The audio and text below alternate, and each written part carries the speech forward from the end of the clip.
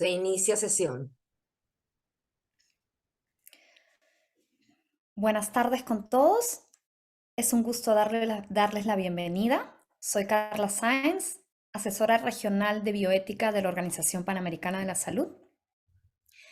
Quiero, antes de dar inicio a la sesión, quiero indicarles que tenemos traducción al inglés. We have translation to English. Please click on the little interpretation globe and click on English if you want to listen to the session in English. Los demás que quieren escuchar en la sesión en Sí, no van a tener que preocuparse del canal de interpretación porque la presentadora y los panelistas hablarán en español el día de hoy. Es un gusto, como les decía, estar con ustedes el día de hoy. Quiero comentar que hemos tenido un gran éxito con las inscripciones a la sesión, al punto que hemos tenido que cambiar la sala porque ha habido muchísimas personas interesadas, muchas más de las que inicialmente cabían en nuestra sala habitual. Esta es la primera sesión de nuestro taller regional bilingüe sobre convenios de transferencia de materiales y convenios de transferencia de datos. Como les decía, es un gusto darle la bienvenida. Soy Carla Sáenz, soy responsable del Programa Regional de Bioética, que hace parte de la Unidad de Ciencia y Conocimiento del Departamento de Evidencia e Inteligencia para la Acción en Salud de la OPS. Esta primera sesión es parte de 4 sesiones en las que iremos desde los temas más generales a los más específicos. Empezaremos hablando de los convenios, de las nociones básicas sobre los convenios. Luego pasaremos a qué significa usar estos convenios en la práctica. Luego ahondaremos sobre los temas de los roles, las responsabilidades y los desafíos más específicos. Y finalmente pasaremos a discutir los temas regulatorios que, como saben, son parte de los desafíos porque en nuestra región, en general, estas regulaciones están en su mayor parte por construirse. Quiero recordarles que empezamos a hablar de los temas de los convenios de transferencia de materiales y datos, principalmente a raíz de las pautas éticas internacionales para la investigación relacionada con la salud con seres humanos de SIOMS del 2016, que, como ustedes recordarán, han sido copublicadas por la OPS en español. La pauta 11 y la pauta 12 son las que mencionan estos convenios, la pauta 11 especialmente, que es la que se enfoca en la recolección, el almacenamiento y uso de los materiales biológicos y datos relacionados. La pauta 12 es una suerte de espejo, pero no en lo que respecta a los materiales, sino que se enfoca exclusivamente en el aspecto de los datos que pueden no estar asociados a materiales biológicos. Esta es una cita de la pauta 11 que hemos compartido, hemos conversado, hemos discutido muchas veces. La transferencia de materiales biológicos humanos debe realizarse mediante un convenio de transferencia de materiales. Este convenio debe servir para documentar los materiales biológicos de tal manera que puedan recuperarse. También deben especificarse la variedad y duración del uso y lo que debe suceder al final del periodo de uso. Todas las responsabilidades relativas a estos elementos de un convenio de transferencia de materiales deben indicarse con claridad en el documento. También se necesita un convenio de transferencia de materiales en proyectos de investigación multinacionales en los cuales una entidad toma las muestras de una persona en todos los países participantes y las almacena en un único biobanco.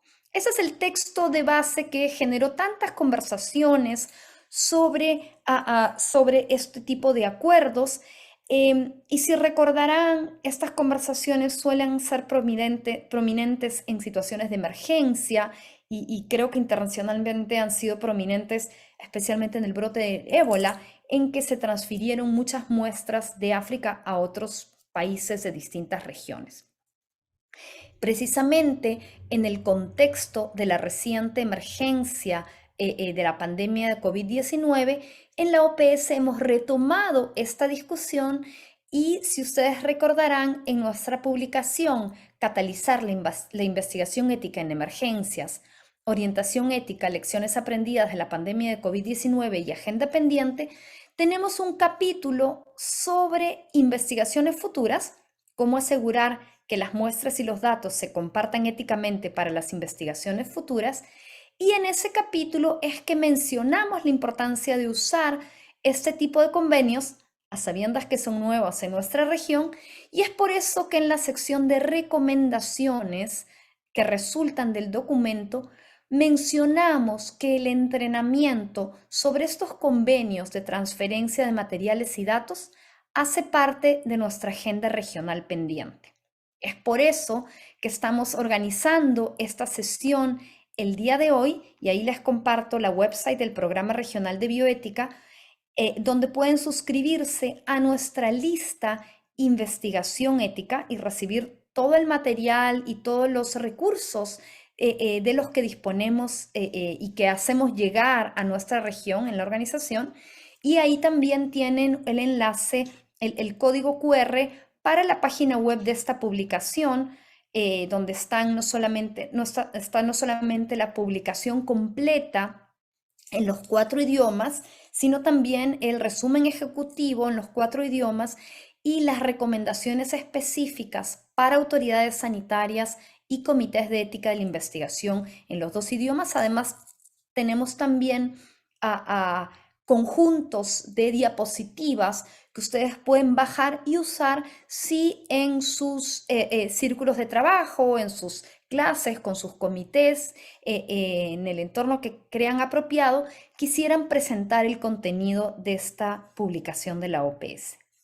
Entonces, sin más, yo voy a dejar de compartir y quiero, quiero antes de presentar a nuestra experta el día de hoy, quiero darle las gracias a todos los que han participado en la preparación de este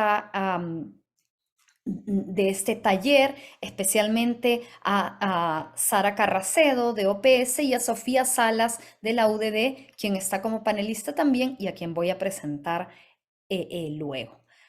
Entonces, para iniciar, es un gusto tener con nosotros a la doctora Pilar Nicolás, que es doctora en Derecho. Ella es investigadora y coordinadora de la Cátedra Interuniversitaria de Derecho y Genoma Humano de la Universidad del País Vasco, EHU, y es investigadora principal del Grupo de Investigación de Excelencia del Sistema Universitario Vasco en Ciencias Sociales y Jurídicas aplicadas a las nuevas tecnociencias. La doctora Nicolás ha participado en muchos proyectos de investigación nacionales e internacionales, es docente de diversas universidades y es miembro de 2 comités de ética de la investigación, tanto de su universidad como del Comité de Ética de la Investigación del Instituto de Salud Carlos III. Pilar, es un gusto tenerte con nosotros. Adelante, por favor. Bueno, pues muchísimas gracias, Carla, y yo quiero empezar con un agradecimiento muy sincero a esta oportunidad que me habéis dado de participar en este evento que ha tenido tanto éxito, espero no defraudar. Debo mencionar expresamente a Sara Carracedo, a Sofía Salas y a Carla Sainz por toda la organización. Y estoy encantada de coincidir con colegas y amigos de tantos países americanos tan queridos que he estado viendo en el chat que van saludando. Con muchos de estos países he tenido muchas relaciones académicas, he tenido la oportunidad de visitarles y soy consciente del alto nivel académico y también en el área del bioderecho, ¿no? que existe ahí. Por lo tanto, bueno, pues es un reto para mí tener esta responsabilidad de presentar hoy esta primera charla. Voy a empezar a compartir mi presentación.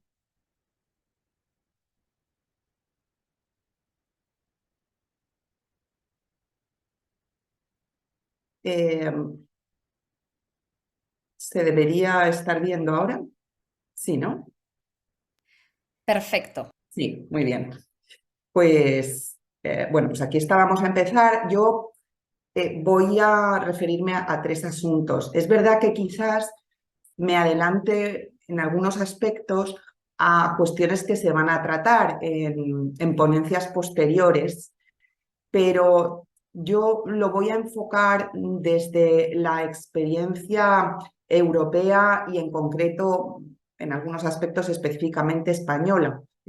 Y entonces me parecía interesante también compartir cuestiones más concretas y no solo nociones generales de nuestra experiencia, ¿no? Entonces espero que aunque me adelante a cuestiones que se van a tratar, lo haga desde una diferente perspectiva para evitar repeticiones.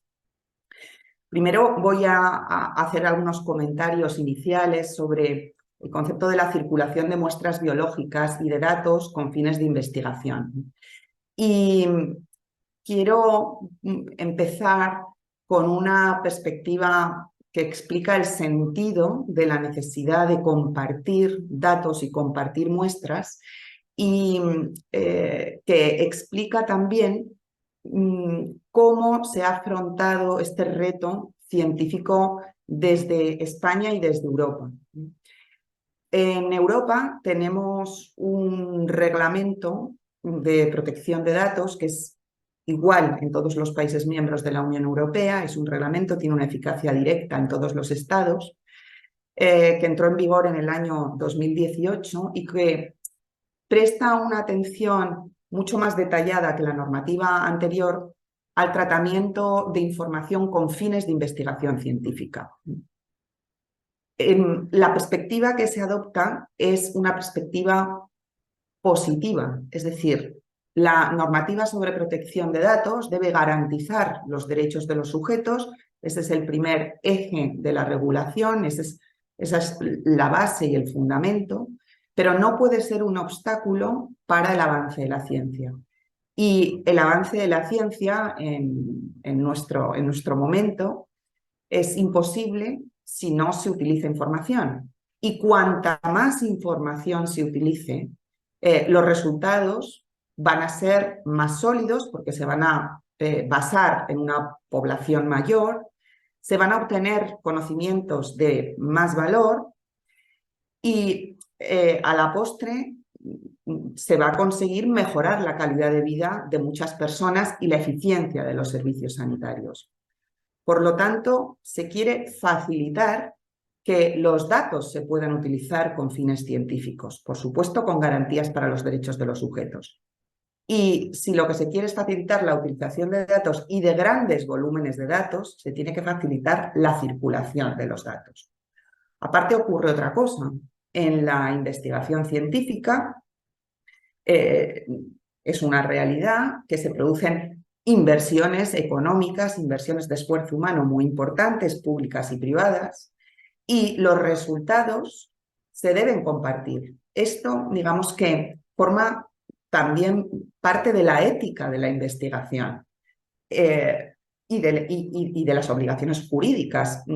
La Unión Europea tiene ahora un reglamento en proyecto de espacio europeo de protección, de espacio europeo de datos sanitarios, donde se quiere fomentar lo que se llama un data lake, un foro de datos compartidos para que todos los resultados de las investigaciones se puedan compartir y hacer accesibles, ¿no? Luego, esto va a ser también legalmente una aspiración y en algunos casos una obligación. Tenemos por una parte, como digo, desde el bioderecho y también desde la bioética, aunque mi perfil es jurídico. Tenemos por una parte, digo, la obligación de garantizar los derechos de los sujetos, pero por otra parte también la obligación de aprovechar los resultados de la investigación y compartirlos. Este es el enfoque de nuestra legislación.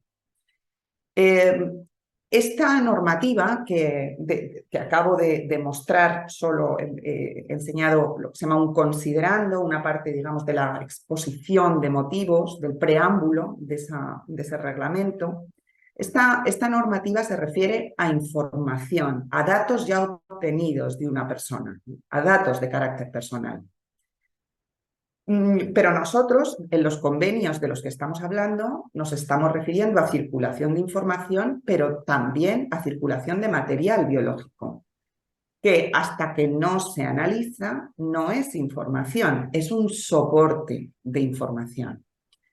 En Europa no tenemos una legislación tan detallada sobre la circulación de material biológico con fines de investigación, sí en otros ámbitos, como por ejemplo, supuesto, con fines de injerto, de trasplante en seres humanos, una legislación más fundamentada en la bioseguridad. Cuando circulan las muestras para una investigación in vitro, la normativa europea es más genérica.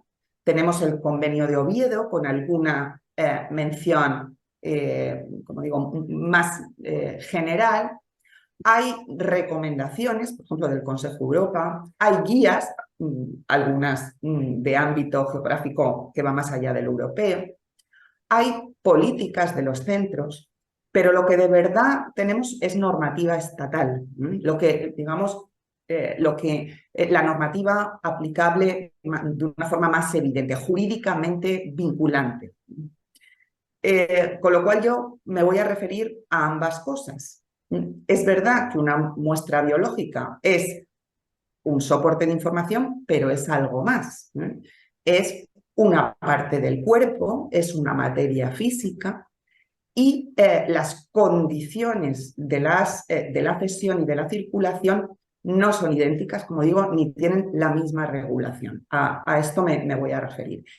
Eso no quiere decir que en un solo convenio no se puedan contemplar todas las condiciones de trasvase de una muestra y datos asociados. Puede haber un solo acuerdo que englobe todos los requisitos contemplados en estas dos dimensiones, ¿no? Muestra y datos.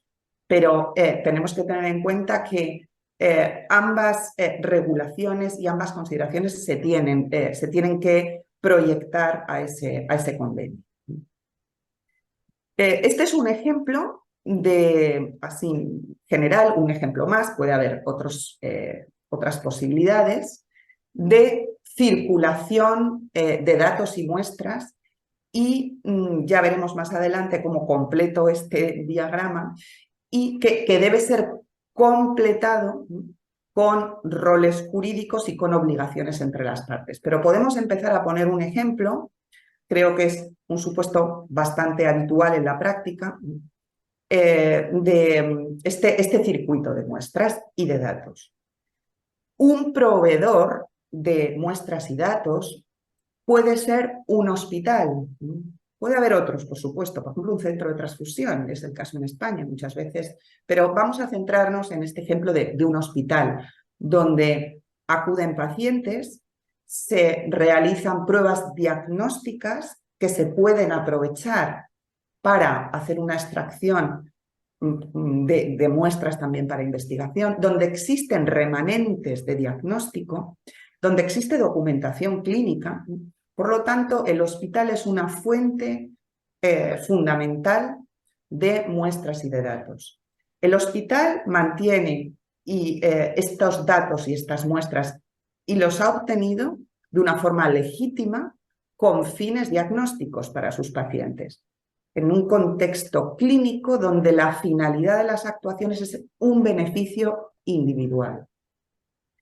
Pero este hospital puede compartir en ciertas condiciones, que veremos, estos datos clínicos y estas muestras que en origen son clínicas, puede compartirlos con un fin secundario. ¿Cuál es un modelo que en España y en otros países, y seguro que en vuestros países también, se implanta? El modelo de un repositorio donde el hospital envía estas muestras o estos datos. Este repositorio de datos o de muestras, lo que nosotros llamamos un biobanco, puede jurídicamente formar parte del hospital. Esa es una opción. O no, o puede tener, puede ser una institución distinta, jurídicamente. Pero en cualquier caso, organizativamente, sí que existe una diferencia, en todo caso, entre el fin primario clínico y ese fin secundario de investigación. Con lo cual hay un trasvase de, por lo menos normalmente físico, de muestras de datos, pero como mínimo de finalidad. En este trasvase, esta segunda entidad, este repositorio de datos o biobanco, tiene que buscar su propia legitimación y aplicar sus propias garantías. Si los datos y las muestras se transfieren de forma anónima, es decir, sin trazabilidad para el sujeto, hacia el sujeto, se debe diferenciar anonimización de pseudonimización o codificación, donde sí hay trazabilidad. Pero en el primer caso, cuando se trata de muestras o de datos anónimos, la regulación sobre protección de datos no se aplicará, porque la regulación sobre protección de datos se aplica a una información de carácter personal vinculada directa o indirectamente con una persona.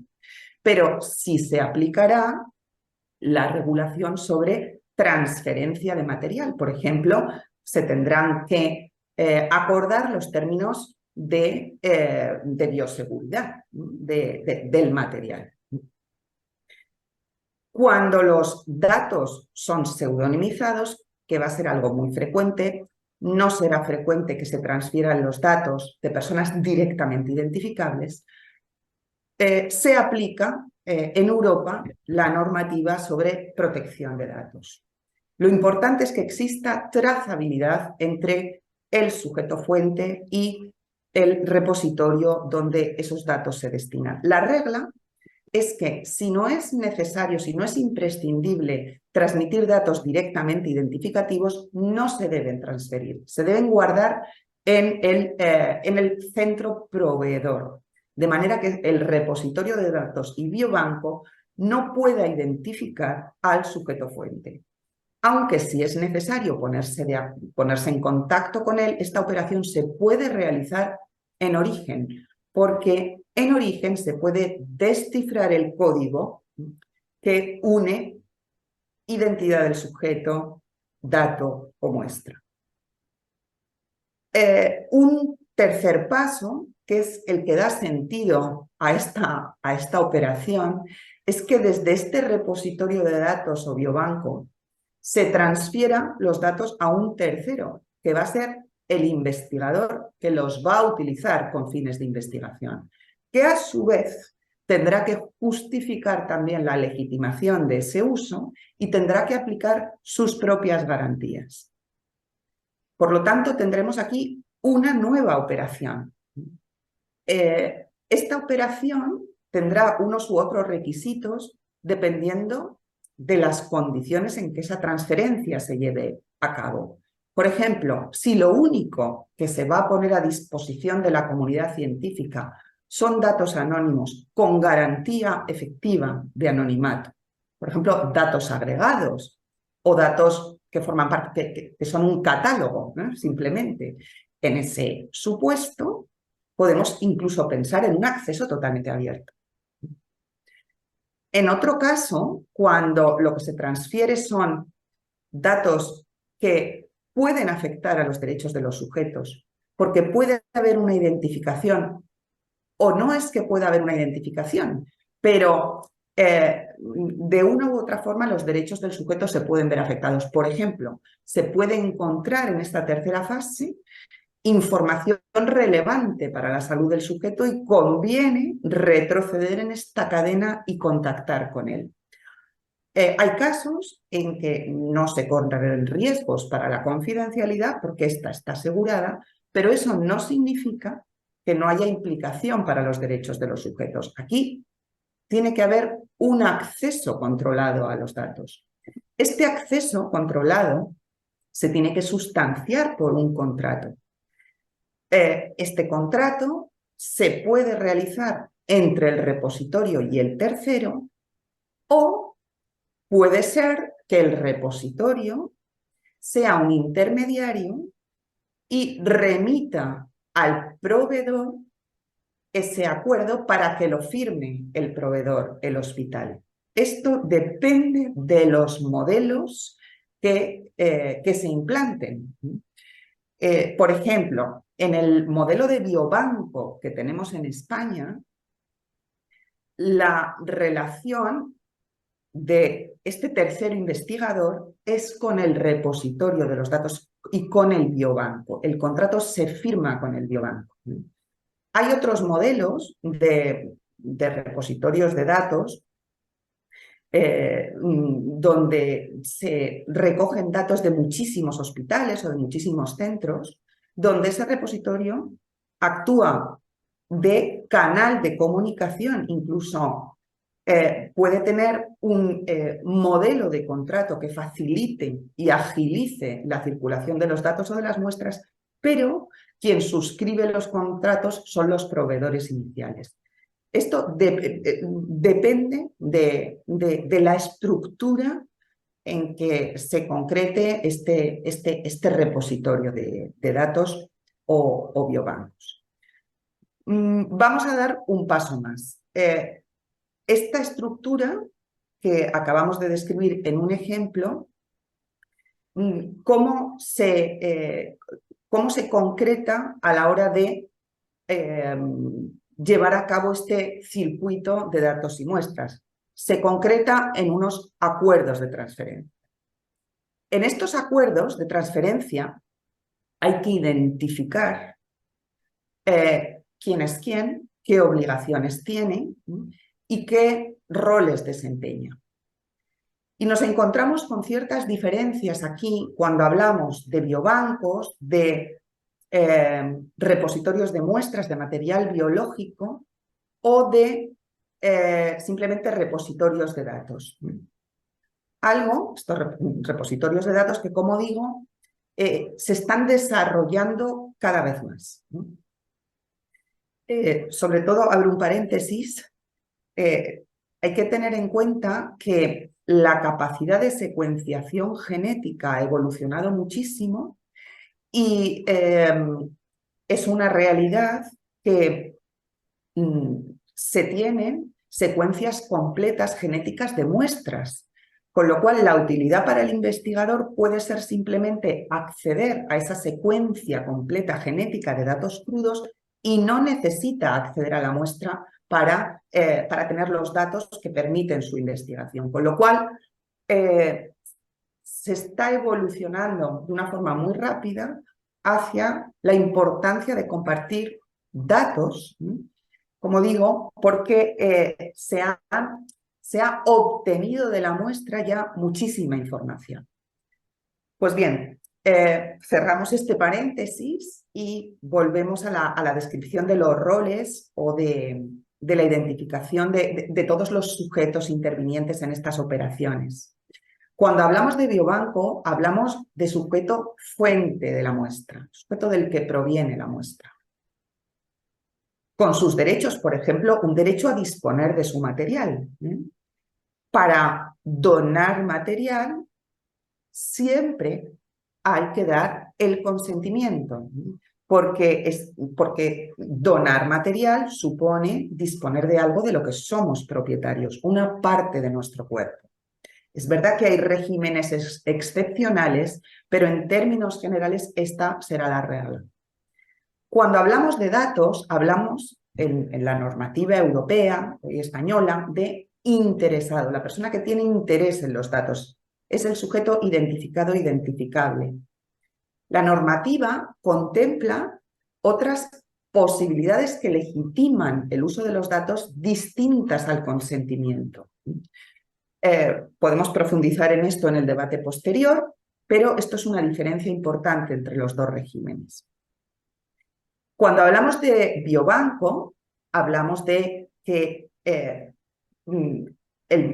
las muestras provienen de un centro que transfiere las muestras a un biobanco, y cuando hablamos el lenguaje de repositorio de datos, hablamos de un proveedor de los datos que tiene un rol de responsable.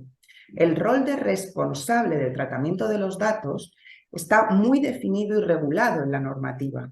Están identificados sus obligaciones y están identificadas sus facultades también en relación con los datos. El responsable de los datos debe cumplir con la primera obligación, que es acreditar la legitimidad del tratamiento de esos datos, y está definido como aquel que decide sobre la finalidad del tratamiento. Un hospital es el responsable de las historias clínicas porque es su obligación documentar los procesos clínicos y decide sobre el uso de las historias. Vamos a dar un paso más de otro sujeto implicado. Cuando las muestras o los datos pasan del centro al biobanco repositorio, también tenemos otro lenguaje distinto. Hablamos de un biobanco, y en España los biobancos están perfectamente regulados en una normativa muy detallada y específica. Existe un registro nacional de biobancos. El biobanco, por definición, tiene como finalidad fomentar la investigación científica y puede utilizar las muestras con cualquier finalidad científica, y es su obligación compartir las muestras. Es una obligación legal del biobanco compartir las muestras. Y por el contrario, cuando hablamos de repositorio de datos, hablamos de alguien que maneja los datos para compartirlos, y puede ser un responsable si decide sobre la finalidad, esta finalidad secundaria, o puede ser alguien que preste un servicio al responsable inicial para que use los datos de una forma secundaria. Cuando presta un servicio y no decide por sí mismo la finalidad del tratamiento, es un encargado del tratamiento. Y ahora veremos ejemplos concretos. Para esta operación de circulación de muestras y de datos, cuando hablamos de biobanco, hablamos de comité de ética del biobanco, que es una institución también que está perfectamente regulada, que tiene que analizar los aspectos éticos de las investigaciones y de las gestiones. Cuando hablamos de repositorio de datos, hablamos de lo que se llama Data Access Committees, que no tienen una regulación específica de momento, en la normativa sobre protección de datos. Sí está prevista una regulación en los proyectos que se están desarrollando en Europa sobre espacio europeo de datos sanitarios. Finalmente, en esta cadena, en este circuito, tenemos lo que da sentido al tema que ahora nos ocupa, que es el investigador, que tiene un proyecto y que necesita muestras y datos para llevarlo a cabo. Cuando hablamos de regulación de biobancos, hablamos de investigador. Cuando hablamos de normativa sobre protección de datos, hablamos de un nuevo responsable. Este investigador, que es un usuario de los datos del repositorio, se convierte en responsable de un nuevo tratamiento y tiene que cumplir unas nuevas obligaciones, unas nuevas garantías, y tiene que justificar adecuadamente la licitud de su uso. He oído algún comentario, no sé si es que algo no se está siguiendo bien o sigo sin problema, ¿no? Está perfecto. Pues sigo entonces. ¿Qué tenemos ahora? Mm, ¿Qué tenemos efectivamente como normativa que regule estos circuitos de datos y de muestras? Como he dicho al principio, en materia de biobancos de muestras biológicas, normativa vinculante detallada en Europa no tenemos. Tenemos alguna mención, la más concreta, en una recomendación del Consejo de Europa, que es una recomendación sobre utilización de material humano con fines de investigación. Y se refiere a los usos transfronterizos, a los flujos transfronterizos de muestras. Es aquí cuando se señala que estos flujos se tienen que realizar con un acuerdo documental. Esta es la referencia que tenemos, digamos, en el plano internacional, pero europeo. Así que voy a dar un paso a la normativa española, que como he dicho, la normativa estatal aquí es donde encontramos ya ese anclaje jurídico evidente. La normativa española, tenemos un decreto del año 2011 donde se desarrolla un aspecto de una ley más genérica, que es la Ley de Investigación Biomédica del año 2007. En este decreto del año 2011 se desarrolla el Estatuto de los Biobancos. Se detalla cómo debe ser el funcionamiento de los biobancos y cómo debe hacer un biobanco para compartir las muestras, que como he dicho antes, es lo que da sentido a su existencia. Pues aquí se señala que cuando se lleva a cabo una solicitud de muestras a un biobanco por parte de un investigador, se debe suscribir un documento de acuerdo de cesión entre la persona responsable de la investigación y el biobanco o la persona responsable de la colección por otra. Y se señalan los aspectos básicos que este acuerdo debe contener. Fundamentalmente, en resumen, el acuerdo tiene como objeto garantizar el buen uso de la muestra, garantizar que aquello que legitima al biobanco se cumple en la práctica. El biobanco almacena muestras con un fin muy concreto, que es beneficiar la investigación, siempre garantizando los derechos del sujeto. Esto es lo que se tiene que plasmar en ese acuerdo. Aquí en términos generales se señala que el destinatario, que es el investigador, debe asegurar la trazabilidad de la muestra, saber qué muestras ha obtenido, dónde están, de qué biobanco vienen, qué operaciones se están haciendo con ellas, qué información se ha obtenido con ellas. Debe saber dónde están las muestras en cada momento y qué se han hecho con ellas. Tiene que garantizar la disponibilidad de información genética relevante para la salud del sujeto, porque en España nosotros tenemos reconocido el derecho de retorno de resultados relevantes para la salud. Esto siempre, por supuesto, que la muestra no se anonimice, porque entonces esta disponibilidad no tendría sentido. Se debe, si la muestra sale de un biobanco y no sale de una colección que esté en un centro, pero sin la forma jurídica de biobanco, se debe observar el reglamento interno de funcionamiento del biobanco en lo que sea aplicable. Pues, por ejemplo, a efectos de pago de tasas, o en otras cuestiones que sean aplicables y que provengan del reglamento del biobanco. Y finalmente se tiene que asegurar que cuando se termina ese proyecto, el destino de la muestra también está controlado. El destino de la muestra será o la destrucción de la muestra o la devolución al biobanco o al responsable de la colección. Pero el control de la muestra se tiene que extender más allá de la finalidad de ese proyecto. ¿Qué otro aspecto tenemos también regulado en materia de circulación de datos o muestras? Aparte de este asunto de la circulación de muestras desde un biobanco.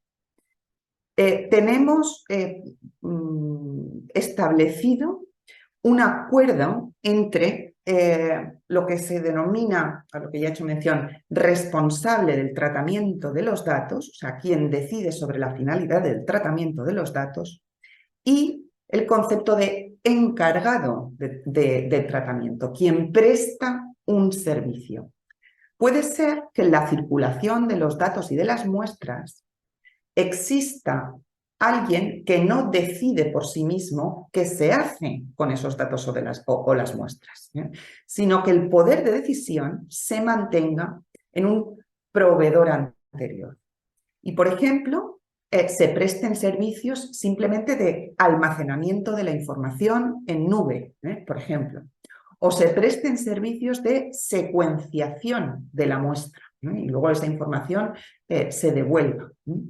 O se presten servicios de intermediación entre hospital y terceros. Cuando una de las partes no decide por sí misma, sino que lo que hace es prestar un servicio a un responsable, nos encontramos ante un contrato responsable encargado que no se considera cesión de datos, y es legítimo en sí mismo y, por ejemplo, no hay que informar al sujeto fuente o al sujeto de los datos sobre que este contrato se lleva a cabo, porque el encargado es como una extensión del responsable. Es como si el responsable externalizara alguno de sus trabajos, pero todo el control se mantiene en su responsabilidad. Por lo tanto, digamos que podemos hablar del encargado en estos términos, es una extensión del responsable. La diferencia y la definición está muy detallado en este documento que pueden encontrar online y está en varios idiomas del Supervisor Europeo de Protección de Datos, sobre estos conceptos y sobre las relaciones que existen entre responsable y encargado. Cuando esto ocurre, de nuevo, encontramos similitudes con el caso anterior. Lo que se quiere asegurar con este contrato, que es obligatorio y que está recogido en el artículo 28 del Reglamento General de Protección de Datos, es que el que recibe los datos los tiene controlados en todo momento y esos datos no van a salir del poder de decisión del responsable. Por lo tanto, la finalidad de la transferencia tiene que estar perfectamente delimitada, porque el encargado tiene que saber exactamente qué es lo que puede hacer. Tienen que estar descritas también las garantías de seguridad y de confidencialidad. Puede haber previstos subencargos, es decir, que aquel que recibe los datos para prestar un servicio, a su vez, haga él mismo otros encargos a otras entidades para que a su vez le apoyen a él. Estos contratos son posibles, pero tienen que estar previstos. Tiene que estar previsto un apoyo de aquel que recibe los datos para que el responsable pueda cumplir con sus obligaciones, por ejemplo, de auditorías o de garantizar el ejercicio de los derechos de los sujetos, de evaluaciones de impacto, de riesgos. Y debe estar también previsto cuál es el destino de los datos finalizada esa prestación. Como veis, el espíritu del acuerdo es el mismo. En este caso, el contenido está regulado en otra norma, en una norma que tiene alcance europeo y puede coexistir con el anterior, puede coexistir con una regulación de circulación de muestras. Por lo tanto, vamos a ir rellenando ese esquema inicial, ahora ya con términos legales más concisos, o sea, más concretos. El hospital inicial será un responsable a efectos de tratamiento de datos de las historias clínicas. Cuando ceden esos datos o esas muestras y esas muestras a un biobanco, Si este biobanco o este repositorio va a decidir por sí mismo y asume ese poder sobre las muestras y los datos, será un nuevo responsable. Por ejemplo, habrá que informar al sujeto fuente sobre la identidad de ese nuevo responsable. Ya no será una extensión del hospital. Si lo que hace únicamente es ser un intermediario y no decide por sí mismo, será un encargado y esto se tiene que plasmar en un contrato. Cuando los datos salen y las muestras salen del repositorio del biobanco a ese tercero se convierte en su propio responsable de un tratamiento y asume todas las obligaciones de este rol en la normativa sobre protección de datos. El contrato lo puede suscribir dependiendo de la figura que se haya adoptado en esta estructura con una u otra entidad. Lo que quiero poner de manifiesto es que es muy importante en el circuito de datos tener esta estructura clara. Puede ser esta, puede ser otra, pero hay que tenerla clara, ¿no?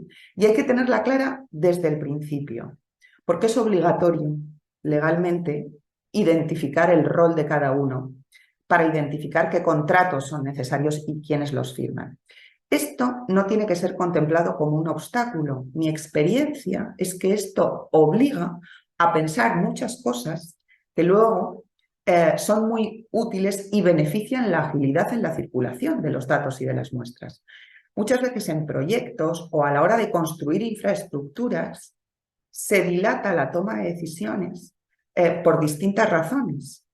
Pues la obligación de tener este diseño, porque es una obligación derivada de la normativa de biobancos y de la normativa de protección de datos, obliga también, digamos, necesariamente a poner en marcha la estructura y a tomar decisiones que agilizan la puesta en marcha de la estructura. Esta es mi visión sobre esta obligación de identificar bien los flujos como obligación legal, no como un obstáculo, sino como un impulso. Indudablemente no podemos olvidar y no podemos negar que esto lleva una carga de gestión importante. Sí, la lleva, pero es necesaria para que todo el proceso sea transparente. Finalmente, en el último punto, he traído acuerdos concretos que son accesibles en Internet, ¿no? Y se pueden consultar buscando, pues en este caso, la plataforma española de biobancos y el acuerdo de transferencia de muestras, para que puedan ver cómo las condiciones que he señalado se plasman en concreto en un contrato y se detallan. En este contrato, como ven, se identifican a las partes, se expone el interés de cada una de las partes en el acuerdo y se señala, digamos, lo que legitima este acuerdo.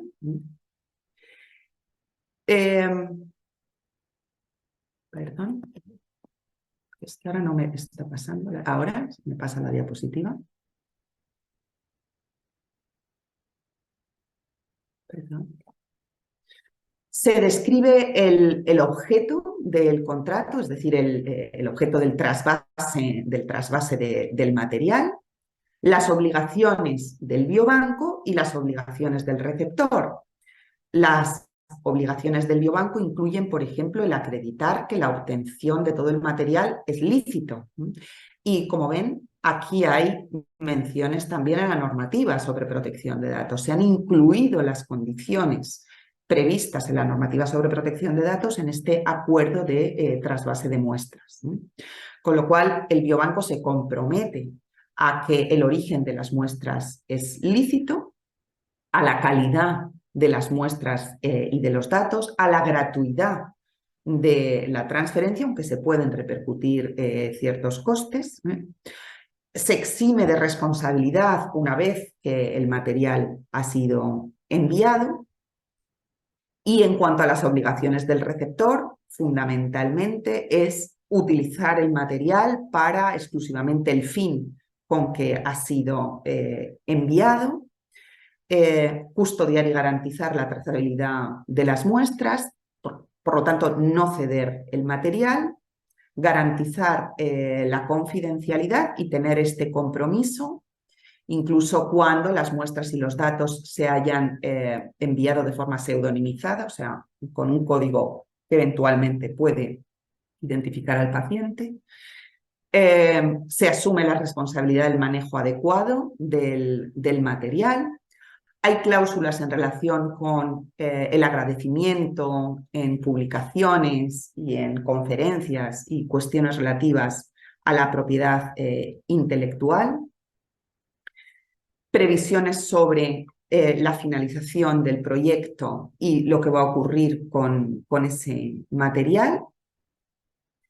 Y cuestiones económicas relativas al trasvase del material. Confidencialidad sobre todo el acuerdo, sobre todo el término del acuerdo, que además se extiende este deber una vez que el acuerdo se ha finalizado. Cláusulas relativas al incumplimiento de los compromisos y a la finalización de cuestiones sobre la finalización del acuerdo. Y finalmente, la firma, donde están representantes legales de instituciones, esto es una cuestión institucional, y también del investigador. Al acuerdo se acompañan una serie de anexos donde hay, por ejemplo, una descripción detallada de las muestras que se van a enviar. Y voy a poner otro ejemplo porque esto es muy útil, puede servir como modelo para las cláusulas relativas a cuestiones de datos.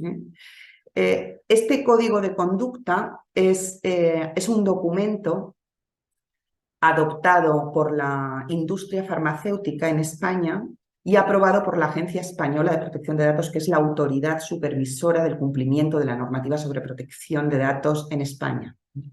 Un código de conducta es una herramienta prevista en la normativa para proyectar la normativa sobre protección de datos a un ámbito de actividad concreto. De manera que los agentes implicados en esa actividad tienen una guía autorizada por la Agencia Española de Protección de Datos para saber qué tienen que hacer para cumplir esa normativa. También este código lo tienen online en esa dirección. Bueno, pues en este código hay muchos modelos de contratos y modelos de cláusulas de información a los sujetos de la investigación. Y hay una cláusula de contrato, por ejemplo, entre un promotor, alguien que promueve un ensayo clínico, y un tercero que presta servicios a este promotor. Como creo que van a tener a su disposición la grabación y la diapositiva, tampoco me voy a detener mucho explicando estas cláusulas, pero quiero simplemente hacer una descripción general, insistir sobre el contenido, el sentido del contenido, que es el que vengo diciendo, la garantía de que el destinatario va a cumplir con las indicaciones de quien envía los datos. En este caso, al ser un prestador de servicios, no va a tomar ninguna decisión por sí mismo, va a seguir siempre las indicaciones de quién le envía los datos. En este caso, lo que va a hacer es un servicio de codificación, podría ser otro tipo de servicio, podría ser almacenamiento. Y con estos ejemplos termino, espero no haberme pasado mucho del tiempo, termino mi exposición y pues espero la intervención de las otras personas que también tienen la palabra y luego que se abra el coloquio y pueda profundizar en aspectos que hayan quedado a lo mejor no claros o en los que hayan despertado algunas dudas. Dejo de compartir entonces y les agradezco mucho su atención. Muchísimas gracias, Pilar. La sesión ha estado muy activa, como ves. Creo que ha despertado mucho interés, muchas preguntas. Y ahora vamos a iniciar con un panel de discusión en que la primera persona que va a participar compartiendo algunas preguntas, comentarios, es nuestra colega Sofía Salas. Ella es experta en ética de la investigación del Centro de Bioética de la Universidad del Desarrollo, Facultad de Medicina de la Clínica Alemana de Chile, que sirve de centro colaborador de OPS y OMS para el trabajo en bioética. Adelante, Sofía. Muchísimas gracias, Carla, por la introducción y a Pilar por su excelente presentación. Yo voy a hacer un breve comentario. Lo que me pidió Carla es que diera algunas luces sobre la situación en la región y específicamente en Chile. Y voy a hacer 3 comentarios en niveles distintos. En primer lugar, todavía vemos que algunos investigadores responsables y también comités éticos científicos no tienen claridad respecto de cuándo solicitar consentimiento informado para recolectar o usar remanente de muestras obtenidas en el contexto de cuidados clínicos, algo bien básico. Entonces, falta crear mayor cultura de por qué esa persona que está donando su muestra puede querer aceptar o no que éstas sean usadas con fines de investigación. Y hay cierto temor de solicitar el consentimiento informado, que pudiera ser opt-in u opt-out. Y si bien es claro que el requisito de consentimiento informado no debiera ser un obstáculo para el avance de la ciencia, por otro lado, la necesidad de avanzar en la ciencia no debiera pasar por sobre los derechos de las personas de quienes provienen estas muestras y datos. El segundo nivel, por lo menos la realidad en Chile, sobre el 90% de los ensayos clínicos son financiados por la industria e incluyen siempre envío de muestras y datos al extranjero. Esto se informa en el documento de consentimiento informado, pero no siempre queda claro de manera explícita cuál es el destino de las muestras, quiénes son las personas responsables y en ocasiones dicen y el laboratorio lo puede entregar a terceras partes en otros países. A mi juicio, los comités de ética podemos solicitar mayores precisiones y también, sobre todo cuando hay la perspectiva de estudios genéticos, un consentimiento informado específico para aquello. Todavía en este nivel es necesario saber, por ejemplo, si habrá o no entrega de resultados y a quiénes se le entregarán, sobre todo cuando tienen potencial interés clínico, al igual como se usa en lo que mencionó Pilar respecto de los biobancos. A mi juicio, estas transferencias desde el investigador local o el centro local, que habitualmente es un hospital, al laboratorio de la industria afuera, debe tener un mínimo marco de acuerdo que debe ser revisado y supervisado por el comité de ética. Por ejemplo, ¿de qué manera se garantiza que la persona puede tener un derecho al retracto y solicitar que su muestra sea destruida? ¿O para qué tipo de estudios requeriría un nuevo consentimiento informado? Lo cual no siempre queda muy claro en este nivel. Y luego estaría el tercer nivel, que es la materia que nos presentó Pilar, que tiene que ver con datos y muestras que se transfieren de un biobanco a otro. En nuestra región son pocos los países que tienen leyes o reglamentos específicos de biobanco. En el caso de Chile todavía no lo tenemos, pero sí ha tocado ocasionalmente revisar estos acuerdos de transferencia. Habitualmente lo revisa el abogado del comité de ética, pero en general los miembros del comité no tenemos muy claro las especificaciones que nos ha mostrado Pilar.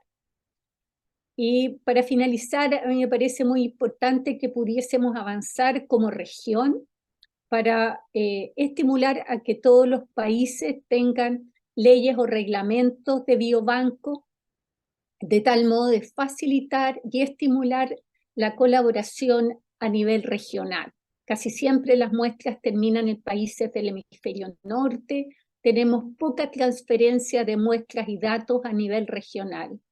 Y lo ideal sería tener un reglamento que tuviera más o menos lineamientos parecidos entre nuestros países de la región, así como lo tiene el de la Comunidad Europea. Y muchas gracias por la oportunidad.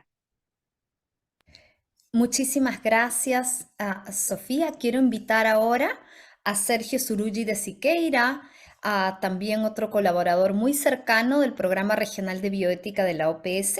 Él es experto en ética de la investigación ha laborado en la Pontificia Universidad Católica de Paraná en Brasil. Sirve además como miembro externo del Comité de Ética de la Investigación de la OPS. Adelante, Sergio. Muchas gracias, Carla. Muchas gracias, doctora Nicolás, por su presentación. Bueno, yo tengo a lo mejor una pregunta a la doctora Nicolás, que es más bien conceptual, pero puede tener una aplicación muy importante en el sentido de los países que tienen que todavía desarrollar sus marcos legales respecto a los biobancos y a los repositorios de datos y esto. Bueno, respecto a las dificultades en compartir datos y muestras entre países, algunos autores han detectado una gran variación entre países, estos que tienen marcos legales, por supuesto, en lo que respecta al nivel de detalle de los principios y normas. También en la cantidad de normas consideradas necesarias para proteger un principio y además también además en la manera en que estas normas y principios se aplican en una situación determinada. En algunas ocasiones, en los países de nuestra región, hemos observado un exceso de normativas y un exceso de detalle en estas normas, en general, en ética e investigación, no solamente respecto a las reglas de compartir datos. A veces yo tengo una impresión muy personal que muchas normas excesivamente detalladas pueden perjudicar la aplicación específica en un contexto determinado, el caso por caso. Además de hacer también muy difícil los acuerdos de traslado de datos, porque se tiene datos muy específicos, muy peculiares, es difícil armonizar esto.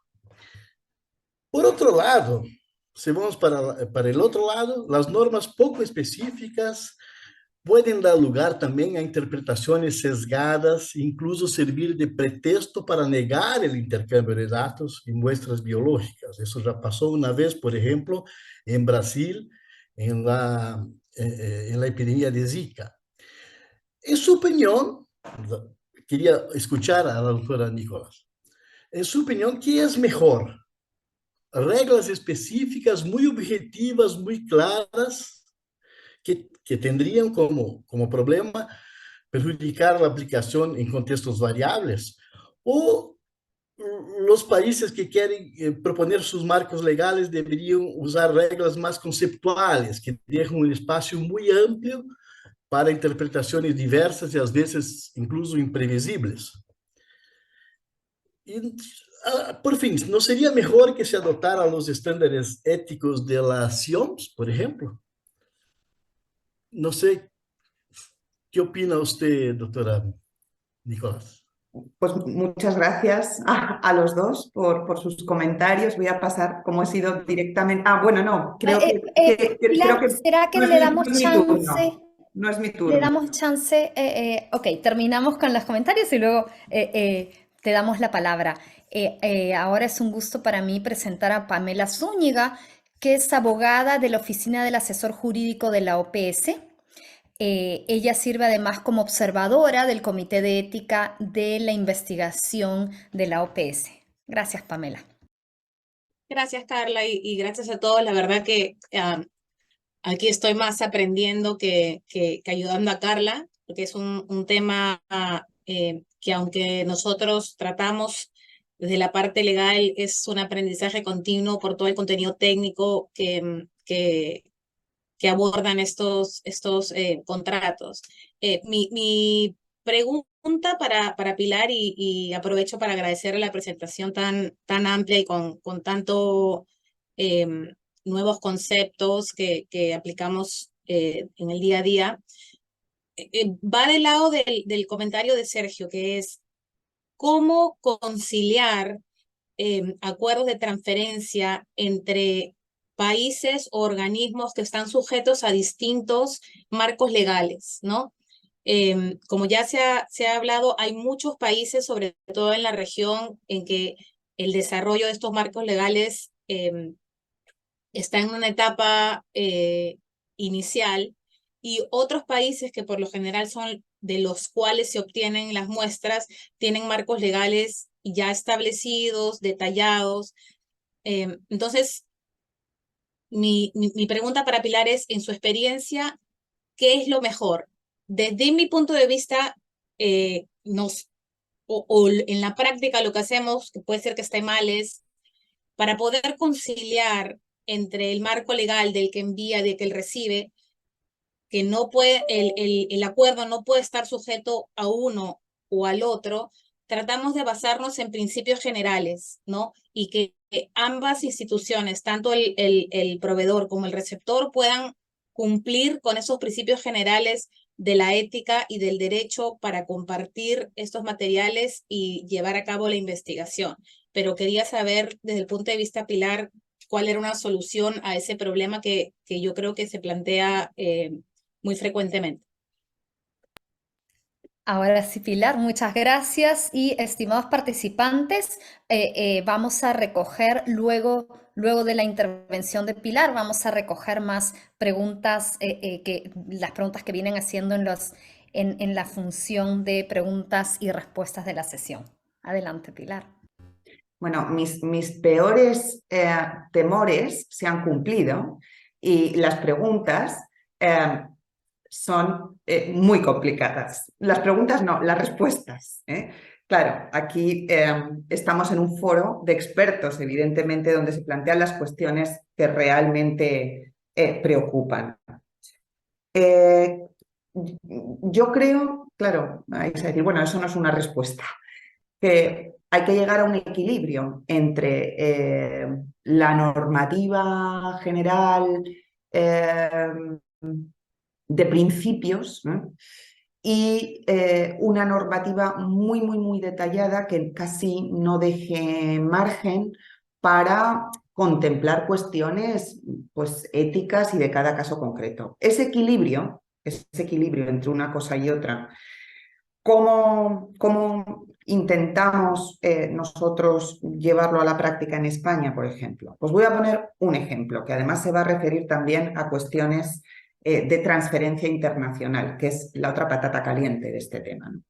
Por ejemplo, la normativa sobre circulación de muestras biológicas señala dos cosas. Señala que cuando las muestras entran en España de sujetos de otro país para una investigación en España, es decir, cuando importamos muestras, tiene que acreditarse que el proceso de recopilación, de recogida de muestras, tiene que cumplir con las garantías igual que si se hubieran recogido en España. ¿Eso quiere decir que se tiene que aplicar el mismo régimen legal? Evidentemente no. Las muestras se obtuvieron en un país y el derecho que rige la obtención es el de ese país. Se habla de garantías. ¿Cuáles son las garantías que en España se aplican al manejo de muestras? Pues la revisión de un comité de ética acreditado.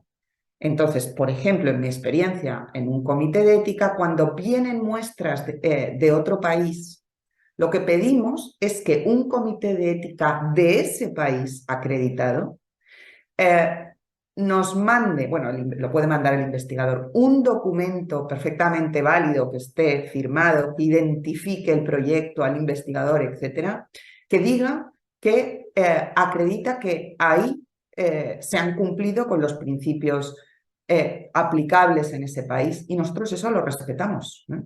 Y admitimos entonces la utilización de esas muestras en España. ¿Qué pasa al revés?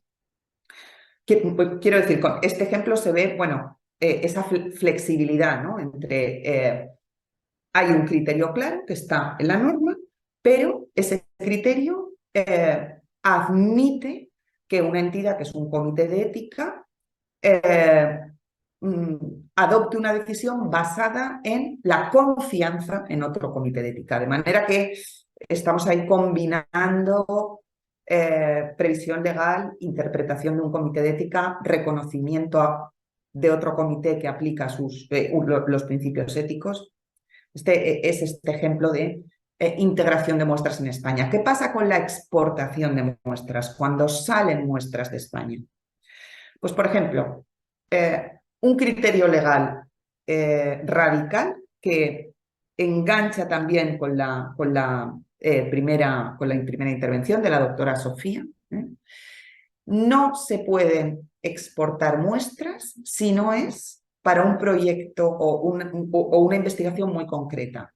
No sé, porque el régimen de biobanco, que permite la utilización amplia de la muestra, solo se permite si el biobanco está en España, si está acreditado en España.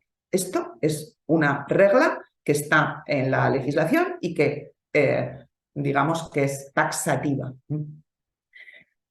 Cuando se exportan muestras en las condiciones previstas, se exige que se garanticen los derechos de los sujetos como se garantizan en España, en estos términos generales. Entonces, es el comité de ética quien tiene que revisar que en el acuerdo esto está garantizado, hombre, y los departamentos legales también. Por ejemplo, que se garantice que hay una trazabilidad de la muestra y que si el sujeto revoca el consentimiento, esa muestra ya no se va a seguir utilizando, por ejemplo, o un compromiso de confidencialidad.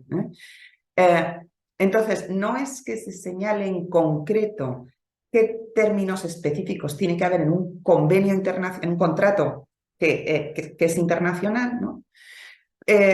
Pero sí se dice en términos generales, ojo, hay que prestar más atención a que en ese otro país se van a cumplir estas garantías, ¿no?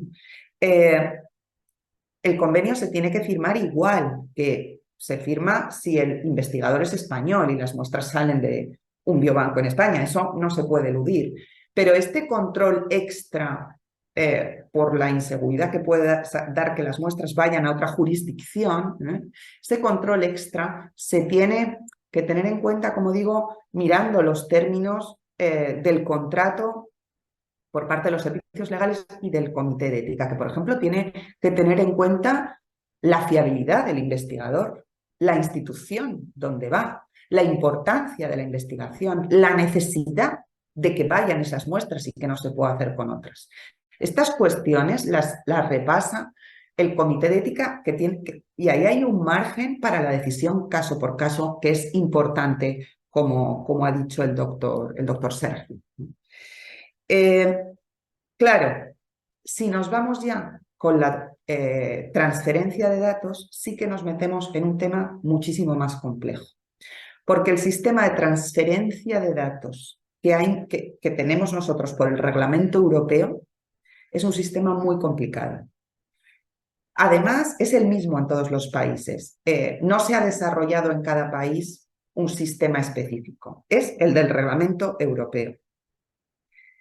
Y bueno, es muy complejo, no puedo entrar ahora en todos los detalles, pero sí es importante decir que hay unos países que están calificados por Europa como países seguros, no son muchos, son pocos, y si el país de destino es un país seguro, esa transferencia se hace igual que si fuera a un país europeo. Que yo recuerde, Argentina y Uruguay son países considerados seguros. Probablemente hay alguno más, ahora no lo recuerdo, pero no es una lista larga. Hay otros mecanismos que permiten la transferencia de datos de carácter personal a otros países fuera de Europa, como por ejemplo la concertación de un contrato, pero ese contrato va a tener unas cláusulas muy específicas, hay un modelo que hay que seguir, que muchas veces no son fáciles de firmar por parte del receptor. Por ejemplo, una renuncia a su jurisdicción, en el caso de conflictos. De manera que las transferencias internacionales de datos, el régimen es muy complejo, es muy limitado. Estamos pendientes de un dictamen del Supervisor Europeo de Protección de Datos sobre transferencias con fines de investigación, y bueno, sobre utilización de datos con fines de investigación, que abordará también previsiblemente las transferencias internacionales, y estamos atentos a ver esto cómo se soluciona, porque insisto en que es bastante complejo. Por ejemplo, una transferencia basada simplemente en el consentimiento solo puede ser puntual, tiene que ser muy específica, es considerado un sistema excepcional que legitima la transferencia. Luego, el sistema no es sencillo. Otra cosa es que los datos se manden anonimizados, sin identificación del sujeto, que por otra parte en investigación científica puede ser muy habitual. Entonces, haríamos el acuerdo de transferencia de muestras, pero toda la normativa de transferencia internacional de datos personales no sería de aplicación. Hay que ver caso por caso, hay que ver cuáles son las necesidades de la investigación, cómo de identificables son los datos para ver qué régimen se aplica. Pero para resumir mi respuesta, diría que tiene que haber un equilibrio, evidentemente, entre previsiones legales detalladas que den seguridad jurídica, porque tiene que haber un margen, un marco de seguridad jurídica, pero que esto tampoco se convierta en cumplir una serie de puntos sin más, y no hacer una valoración del caso, como pues eso, la relevancia de la investigación, la confianza en ese investigador o en esa institución. Y esto, como digo, hay margen para hacerlo también, porque es muy importante la intervención de comités que revisan la legitimación de la cesión y tienen estas cosas en cuenta. Y en términos internacionales, como en resumen, el tema de la salida de datos desde Europa es complicadísima, de datos de carácter personal. No es imposible, se puede hacer, pero es muy compleja y esperamos que las opiniones de las autoridades europeas sobre protección de datos puedan dar alguna pista para hacer más ágil este sistema. No sé si he contestado un poco a estas preguntas difíciles. Muchísimas gracias, Pilar. No sé si Sofía, Sergio, Pamela quieren agregar algo desde su parte. Adelante, Sergio. No, primero agradecer a la doctora Pilar por su respuesta. Yo creo que la síntesis es que la verdad está en el medio, como siempre. Pero lo que me parece, a mí me molesta muchas veces que algunos países, por sus idiosincrasias, por sus características incluso culturales, hasta ideológicas, digamos, eh, hacen reglas muy petrificadas.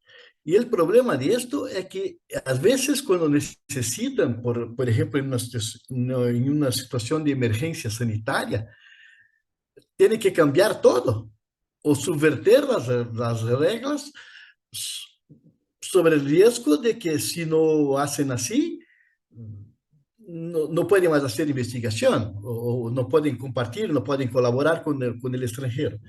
Entonces, esa es una observación que a mí me gustaría mucho hacer porque como muchos de los países no tienen un marco legal específico para eso, para tomar un cuidado para que las reglas sean realmente flexibles lo suficiente para que no sea necesario cambiarlas totalmente o que no se pueda caer en la trampa de hacer una cosa muy específica y después sencillamente no se puede hacer nada en una situación especial, en un caso a caso. Entonces, eso era mi consideración. Muchas gracias, doctora. Voy a Gracias, invitar, doctor. Muy interesante reflexión. Totalmente de acuerdo. yo Adelante, quería Sofía. decir gracias, que esta es una oportunidad maravillosa para los países de la región de aprender de aquellos que ya llevan más terreno recorrido y poder intentar tener como mínimos comunes de cuál sería como el esquema, por así decirlo, en el cual nuestros países estaríamos de acuerdo en tener un marco regulatorio común que facilite más que entorpezca la transferencia de material entre nuestra región.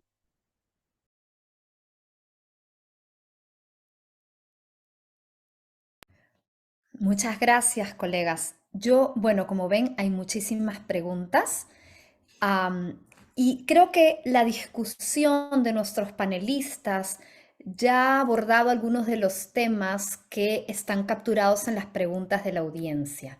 Entonces, y teniendo en cuenta además que esta es la primera sesión de 4 en que estamos abordando las nociones básicas, yo lo que voy a hacer es hacer algunas preguntas hechas por la audiencia que tienen que ver con las nociones básicas que la doctora Nicolás nos ha presentado y sobre las que creo que algunos participantes quisieran que ahonde un poquito más. Una es sobre los responsables. Si nos pudiera explicar un poco más quiénes son los distintos responsables.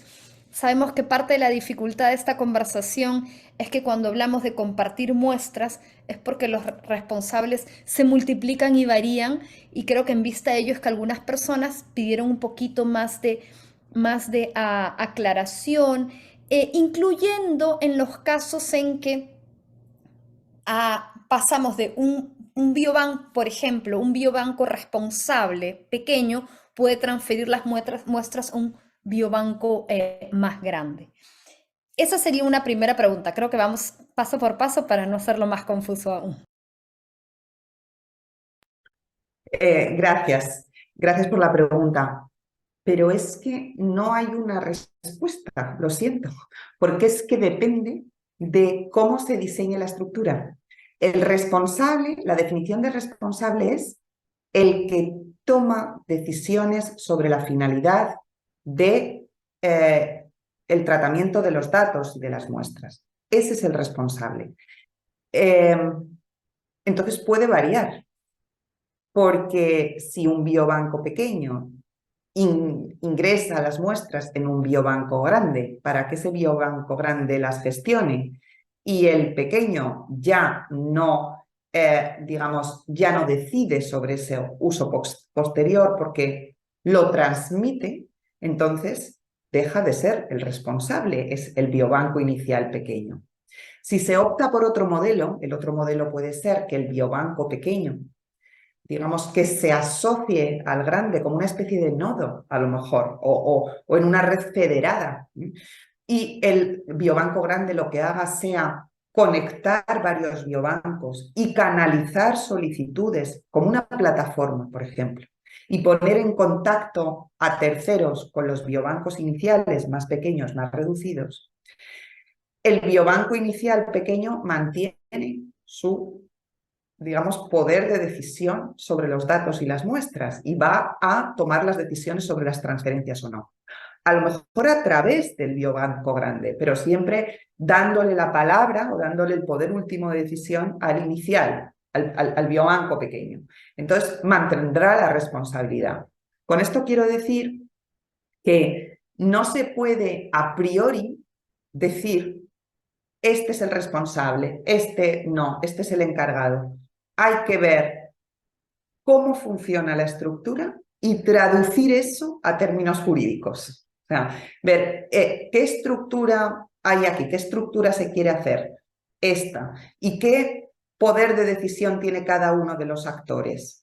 ¿Cuál es la función de cada uno? No, es una plataforma de almacenamiento, nada más, solo va a almacenar. No, es que el hospital ya no decide nada más, los cede. Depende, hay que preguntarse qué papel tiene cada actor y eso traducirlo a términos jurídicos. Y es que es así porque es que mi experiencia es que conozco modelos muy distintos donde los roles, incluso el hospital a veces es un responsable, a veces no, el repositorio donde guarda la información a veces es un responsable, a veces no.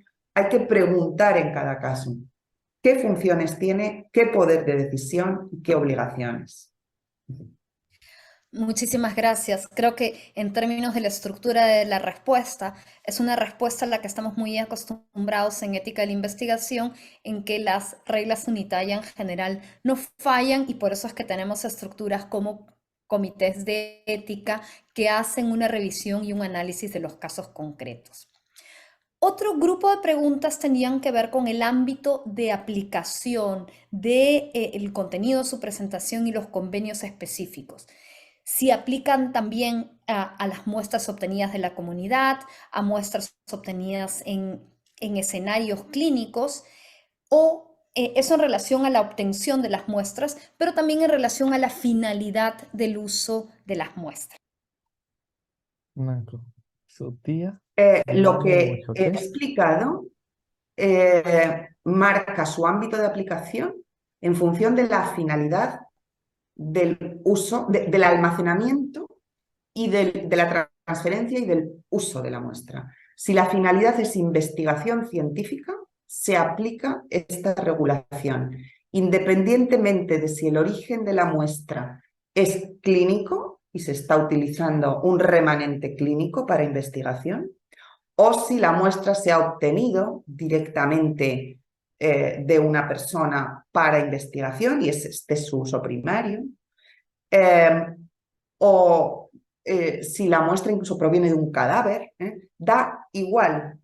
Lo importante para esta regulación es la finalidad del almacenamiento, la finalidad de la cesión o la finalidad del uso. Muchas gracias. Yo estaba precisamente recordando al hacer esta pregunta que en la figura 1 del capítulo 6 de nuestro documento, nuestra publicación, Catalizar la investigación ética en emergencias, en una parte del gráfico capturamos, tratamos de capturar lo que dice es que si se va a usar una muestra con fines de investigación, bueno, hay una ruta por seguir al margen de si es un escenario de remanentes de muestras clínicas, de propia investigación original o incluso de vigilancia de salud pública. Muchas de las preguntas tienen que ver con un tema abordado ya en la sesión previa, en la discusión previa con nuestros panelistas, sobre si hay o no un modelo, un marco, un documento de la OPS para que sirva de pauta para estos contratos. Y bueno, creo que ese tema ha sido, el trabajo está aún por hacerse y quería aprovechar de aclarar esto. En términos generales nos basamos en las pautas de CIOMS como estándar ético internacional, pero creo que quizás pudiéramos considerar, y precisamente estamos considerando en otras áreas asociadas a los ensayos clínicos, a proponer una suerte de modelos de contenidos mínimos que pudieran facilitar no solamente que las jurisdicciones que están tratando de avanzar en estos temas lo puedan hacer de una manera adecuada y fácil, sino que también facilitar creo que el término no es interoperabilidad, pero la coordinación, la armonización entre los distintos estándares en la región. Ahora bien, una de las preguntas que nos hace un participante es que si hubiera una institución en una jurisdicción en que no hay una normativa vigente para esto, ¿de qué qué debiera hacer, de qué debiera preocuparse? Digamos, ¿cómo lo vemos? ¿Cuáles son las tareas desde el lado desde el ámbito institucional en un escenario en que la normativa del país en cuestión está aún por desarrollarse? No sé, o sea, la pregunta está referida a cómo se tiene que articular la normativa o en qué hay que fijarse para importar o exportar las muestras o... Imagínate que tú estás a cargo de una institución en un país en que no se dispone de una normativa para estos temas. ¿Qué es lo que debieras empezar a hacer a nivel institucional, al margen de hacer abogacía porque la normativa se cumpla? Pero ¿qué debiera hacer una institución para seguir los estándares más altos, incluso en ausencia de una regulación adecuada? Una política interna. Se puede hacer una política, un reglamento interno, un protocolo de esa institución. Por ejemplo, antes lo ha comentado la doctora Salas, ¿no? ¿Qué pasa con el consentimiento para la utilización de las muestras? Aunque sean sobrantes de diagnóstico y no requieran una intervención física, bueno, es que el sujeto tiene un derecho de control, como ha dicho la doctora, sobre ese material. Bueno, pues aunque no exista una normativa, esa institución puede establecer una política sobre las normas que van a regir todos los excedentes diagnósticos que se están generando en esa institución. Por ejemplo, se puede empezar por una política interna. Y si tiene su propio comité de ética, yo no sé los modelos que hay, bueno, hay muchos, incluso en España tenemos modelos distintos según la comunidad autónoma, pero hay situaciones donde el comité de ética es de una institución, un gran hospital tiene su comité de ética, pues ese comité de ética tendrá en cuenta ese protocolo también, por ejemplo, y puede participar en la elaboración, debería participar en la elaboración de ese protocolo. Muchísimas gracias. Otras personas nos preguntan cuáles son los desafíos que han encontrado ustedes en España al implementar la normativa en cuestión, teniendo en cuenta los distintos espacios, los distintos actores que están involucrados en la normativa. Pero quizás veo que Pamela ha prendido su cámara. No sé si quieres hacer un comentario antes de pasar a esta siguiente pregunta. Estaba buscando cómo levantar la mano y obviamente la tecnología no es lo mío. Un comentario sobre la pregunta anterior que Pilar contestó tan claramente. No sé si la pregunta se refiere también a si yo estoy involucrada en una transferencia de material o de datos y no hay una regulación local, nacional o quizá institucional, ¿qué es lo que yo debo hacer para proteger lo mínimo, aun cuando no tengo la obligación legal de hacerlo? Entonces yo creo que eso siempre va a haber un documento de por medio, ¿no? El contrato. Entonces, yo creo que incluyendo cláusulas de confidencialidad, legitimidad, garantías para las personas de donde se obtienen las muestras y que estas garantías se trasladen a quien recibe el material, uno, aunque no tiene la obligación legal de cumplir con ese marco, está siguiendo las guías generales para proteger los derechos de las personas que prestaron su consentimiento para participar en la investigación, ¿no? Y eso tiene que trasladarse obviamente al receptor. Entonces creo que incluyendo eso en los contratos, aunque no haya la obligación legal, hay una obligación moral, ¿no? Entonces yo creo que eso es muy importante mantenerlo.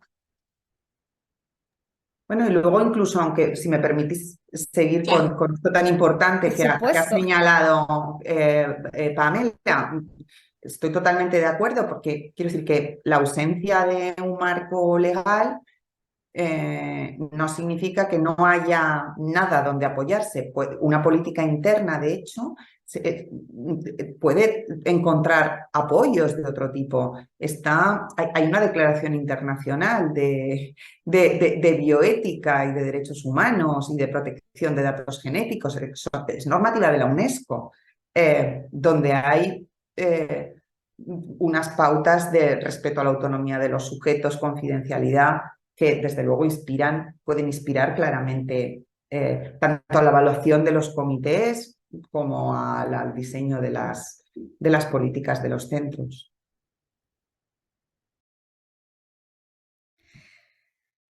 Muchísimas gracias. Entonces ya me olvidé cuál era la pregunta previa.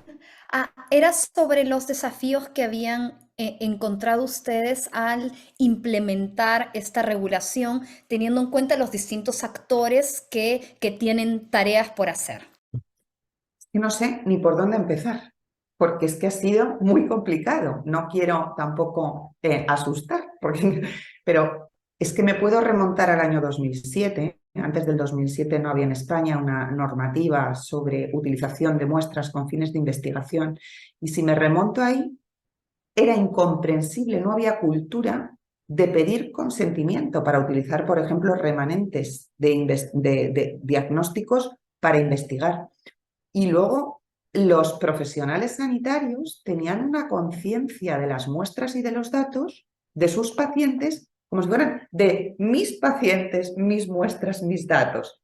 Esto es un cambio de cultura importante. O sea, que un obstáculo es este, el cambio de concepto, ¿no? Y esto cuesta y impide que la legislación se extienda y se cumpla, ¿no? Porque primero hay que asimilarla. Y luego ha habido también complicaciones de otro tipo que se han ido unificando. Pues, por ejemplo, la diferencia en los criterios de evaluación por parte de distintos comités. Bueno, pues se ha trabajado en una Asociación Nacional de Comités de Ética que trabaja me ha gustado mucho el término que ha utilizado Carla, armonización, no homogeneización, porque no todo tiene que estar igual, pero sí tiene que ser compatible y armónico, ¿no?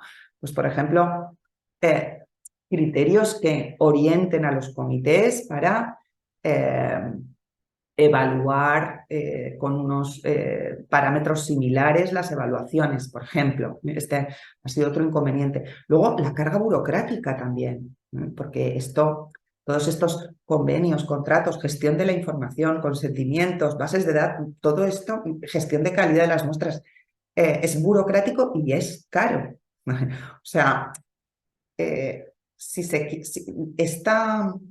toda esta legislación, la implantación de todo esto tiene un efecto económico y sin creer en que eso es necesario, que hace falta infraestructura, formación, personas que se ocupen de esto, sin eso esto no funciona. Y eso es otro obstáculo y también hay que tenerlo en cuenta. Esos son los que se me ocurren ahora, así de repente, pero bueno, es un proceso largo. Sin duda, y creo que en relación al tema que mencionabas del cambio cultural, de alguna manera es una ruta que venimos ya caminando un buen tiempo en la OPS y creo que Sergio se refería de alguna manera también a ese cambio cultural de que parte de tener conciencia, bueno, refiriéndome a lo que decías tú en algún momento en tu presentación, la obligación de compartir para investigación. Y creo que en eso consiste el cambio cultural, en entender que la investigación es para el beneficio de la población y que yo me guarde y me atesore mis muestras y no permita que se usen de una manera que puede traer beneficios para la población y siempre cuando se sigan ciertos estándares mínimos, pues no es aceptable. Entonces creo que por ahí va la cosa. Para nosotros en la OPS ha sido y sigue siendo un proceso de aprendizaje. Creo que hay mucha, por darte un ejemplo sencillo, creo que en muchos casos nos hemos dado cuenta que incluso no nos estábamos comunicando de una manera muy clara, específicamente en lo que se refiere a compartir datos, que pueden ser datos derivados de muestras, para investigaciones futuras. Este es un tema que en nuestras orientaciones está presente muy fuertemente desde el brote del Zika. Sin embargo, no ha sido sino hasta el año pasado o un poquito hace más de un año en que estábamos trabajando en la publicación Catalizar la investigación ética, en que en un diálogo como este en la región se nos hizo ver que muchas veces usábamos el mismo término de compartir datos de investigación, que es publicar, que también es una obligación ética, con el compartir los datos que son el dato crudo de la investigación para hacer una nueva investigación. Y eso fue lo que, y efectivamente creo que esa crítica es absolutamente correcta. Revisamos muchos documentos de la OPS y de la OMS y creo que hemos estado mezclando dos cosas distintas y conforme hemos ido entendiendo, dialogando, vamos aclarando y creo que estas aclaraciones no solamente sirven para este cambio de cultura, sino para que a la hora de que se pongan en práctica nuevas políticas, nuevas normativas y las acciones que corresponden en respuesta a las obligaciones morales y no legales con las personas, conviene mucho tener claridad sobre cada uno de los aspectos. Una pregunta más que tienen varias personas es en relación a esta interacción entre España y otros países. Creo que algunas de las preguntas, a la par que las personas las iban llenando, algunas tú las has ido respondiendo en la sesión, pero de alguna manera el tono de varias preguntas es ¿cómo desde España ustedes, cómo supervisan, cómo dan fe o en virtud de qué criterios se determina que una institución, un país, ha hecho lo que corresponde en lo que compete al uso, al recojo de las muestras, por ejemplo? Confiamos en el dictamen de los comités de ética de sus países.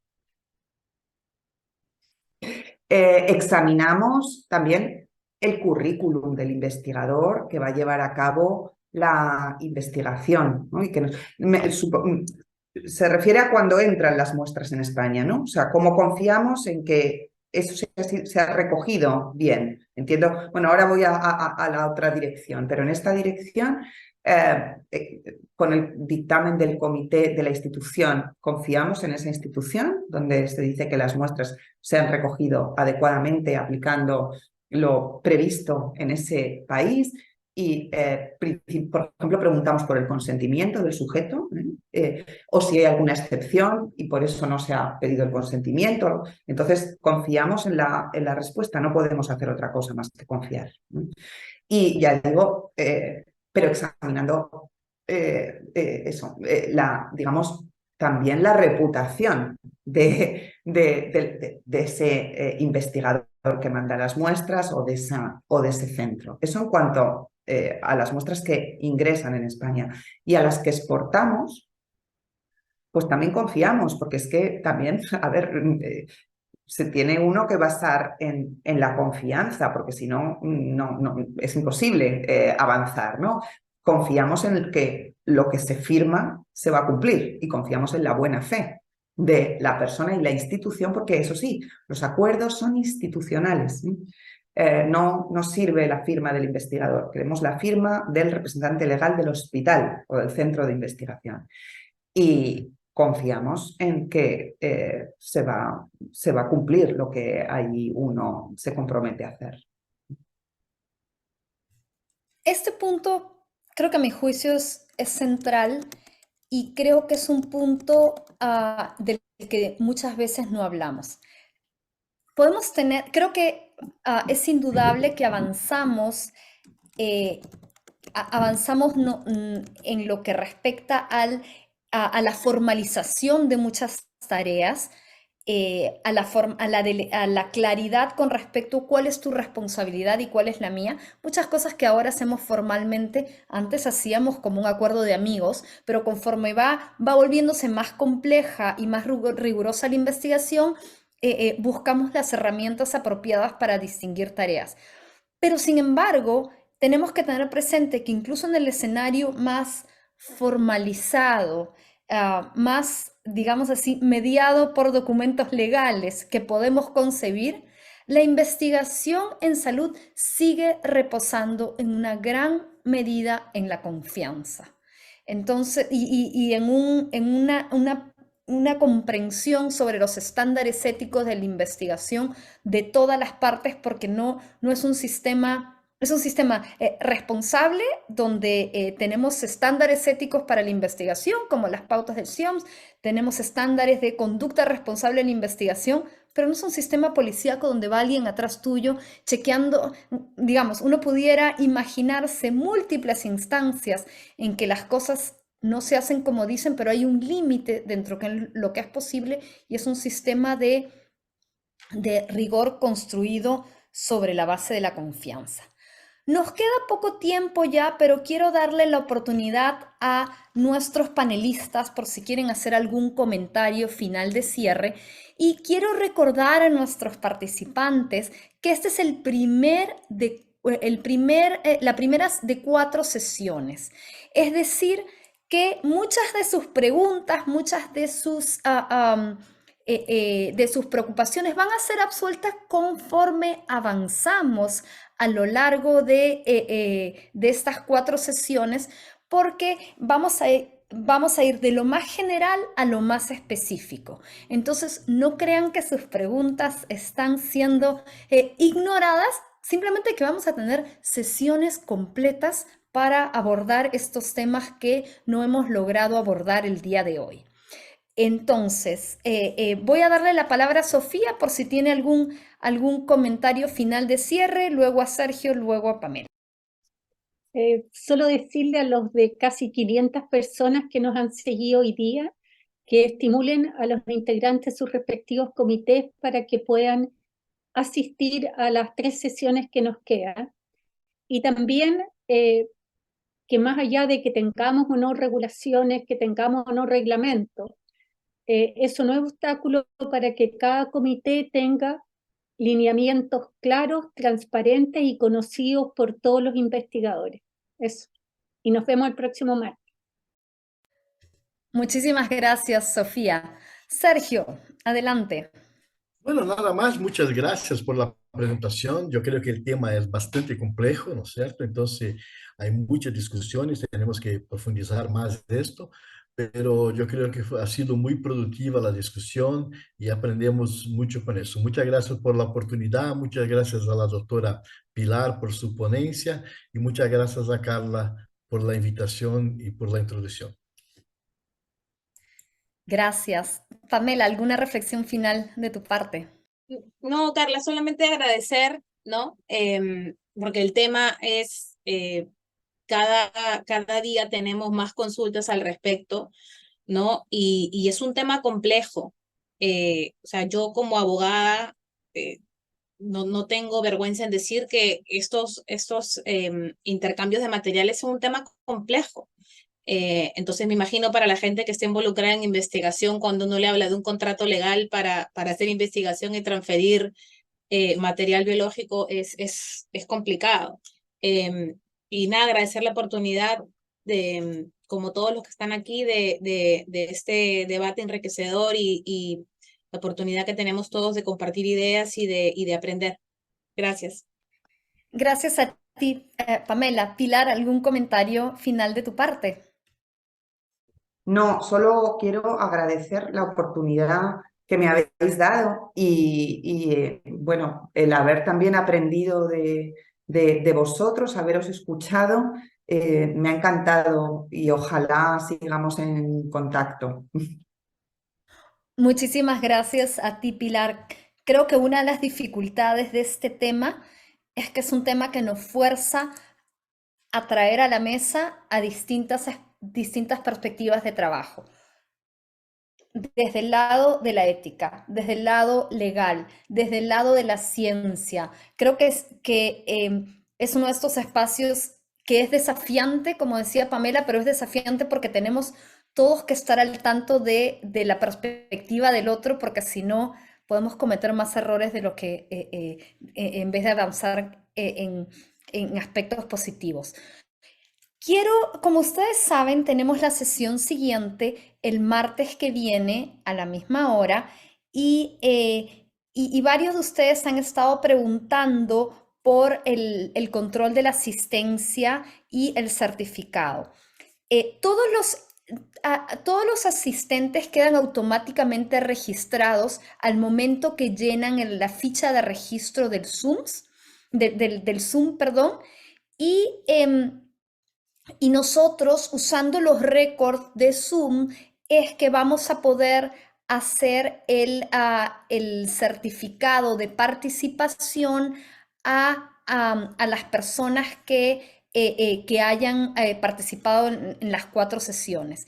Quiero de todas maneras aprovechar de reiterar, lo puse ya en algún momento durante la sesión, pero quiero reiterar que algunos de ustedes no han han tenido algún problema de conectividad durante la sesión, algunos han tenido, tienen algún compromiso en alguna parte del tiempo y quieren poder escuchar la sesión o quizás acaso compartirla con alguna otra persona, algún otro colega, luego del momento en que estamos acá todos juntos. Entonces, yo los invito a que vayan a la página, si no estuvieran suscritos ya, que vayan a la página web del Programa Regional de Bioética de la OPS y se suscriban a nuestra lista de investigación ética. Es por medio de esta lista que enviaremos luego las grabaciones. Vamos a enviar recordatorios para las sesiones que vienen. Sin embargo, tengan presente que no es necesario que se vuelvan a registrar en